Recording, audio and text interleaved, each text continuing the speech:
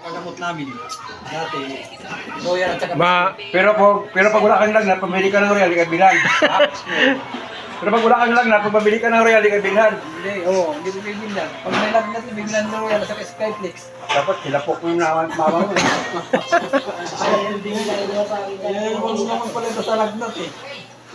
Sa mga tao, pag nagkakasakit yung mga tao, saka binibigyan ng mga sarap na Pag walang pagkain. sakit, kahit humingi ka ng hindi ka bigyan. Dapat lang, magkakasakit na palagi. No? Kaya magkasakit ka lagi. Sakit mo. Ayaw mo naman.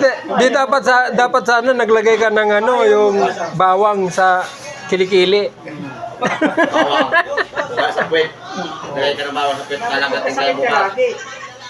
Yung ano mo, yung puwet mo ba, yung tumbong mo, eh, di ba may puwet yung break mo? O ipitan mo lagi dun yung bawang.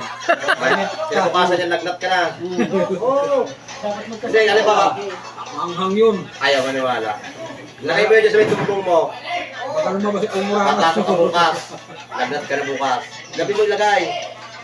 Okay, ginawa mo yun. Sasabihin mo ano, nilalagnat ako.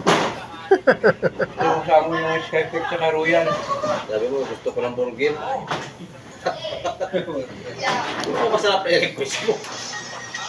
Eh ngayon, bumili ka na ng isang balot na Royal. kahit yung ano, isang balot na ano, yung tig 1.5. Ang masama pa doon, tatanungin ka pa, anong gusto mong kainin? Oo. Ha? May sakit ka talaga. Sarap ng pagkain binibili. Pero pag wala kang sakit, At ulong pasal ka pag hindi, hindi ka na. umihiga na sa ano eh. Ang buhangin eh. Kasi nga nagtitipid, bumili ka na yan.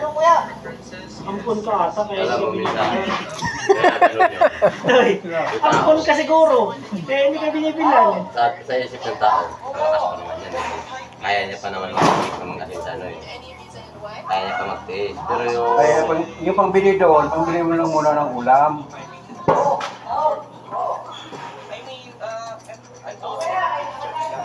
Samantala dati, yung Royal, yung 2.75 ba yun? Kano lang yun? 250 lang yun eh.